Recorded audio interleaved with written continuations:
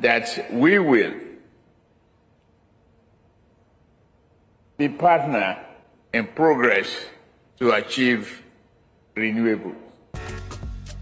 John Kerry was like, hey, get on with it, speak up or give way for another speaker to mount the podium. Tinubu's speech was so boring and incoherent to the extent that John Kerry started tapping on his seat. And if you look at his countenance, it tells you all you need to know. It was a huge disgrace. What were Tinubu's handlers doing? They couldn't write a speech for him. If he read all he said from a speech, it would have been easier to understand him instead of the long pauses and slurred speech, starting a sentence and cutting it off to say a completely different thing. He was also supposed to be looking at the audience before him instead of the panel. He spent more time looking at the panel than the audience, as if he was looking for their approval or he was trying to make sure that they understood him, which means he knew that his speech was disjointed. There's nothing wrong in having a written speech, even if it's just writing the points. Then he can take them one by one and make his speech.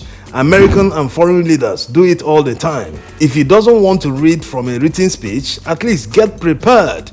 If he wants to cram, at least do a better job. At his age, his memory wouldn't be able to retain much. So this disgrace to Nigerians and Africa should have been avoided. The Chinese man on the panel is obviously hearing his speech from an interpreter. Imagine how the interpreter will be struggling to make sense of what Tinubu is saying and still interpret it in Chinese for it to make sense for the listener. That explains the look on the man's face. And considering the colossal amount of money that was wasted on these circles, is it not time for Tinubu and co. to give up on all this unnecessary waste of money that is of no benefit to Nigerians? Is it not time for them to cancel their planned attendance to the World Economic Forum in Davos, Switzerland? This event will hold from January 14th to 20th. Tinubu has already budgeted more than $900,000 for the meeting. All these unnecessary waste, $900,000 is about 1 billion naira at the current exchange rate. This amount might seem small, but it can actually make a serious impact on Nigeria's economy. Let's look at one instance. Lagos is the economic capital of Nigeria, and we all know how the petrol price increase has affected the price of goods because of the increase in the cost of transportation. So imagine if public transport buses that run on petrol or diesel are retrofitted to run on compressed natural gas. Let's assume that conversion kits will cost about 1 million naira per vehicle. That means 1 billion naira can fund the retrofitting of 1,000 vehicles.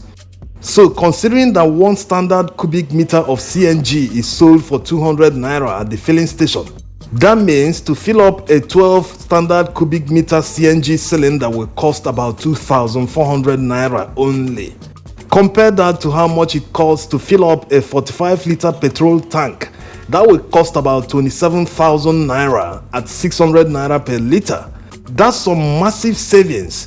And depending on the size of the public transport vehicle, a full tank of CNG can easily last a whole day.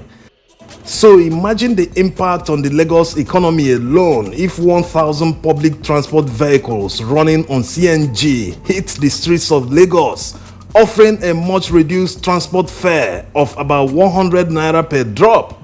That will not only improve mobility of millions, it will also reduce the cost of many products in the market because transportation cost contributes a lot to inflation.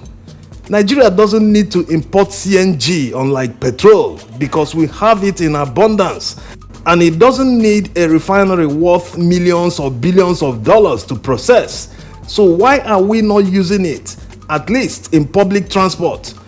Up till today, despite the advent of electric vehicles, most public transport vehicles in Southeast Asian countries all run on CNG.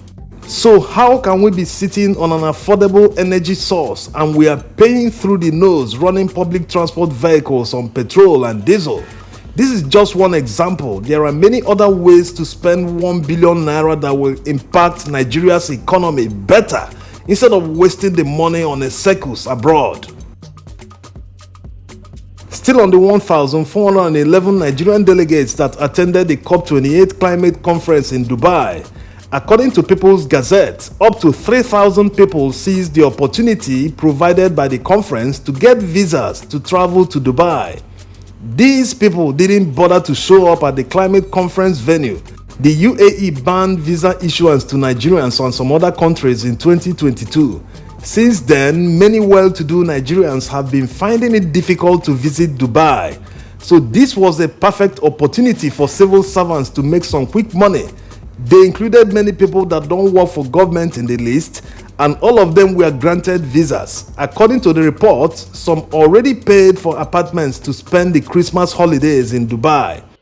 It tells a lot about Nigeria. The fact that the UAE banned issuance of visas to Nigerians, and Nigeria having a huge population, is supposed to mean that UAE will be missing potential tourists and revenue from Nigeria.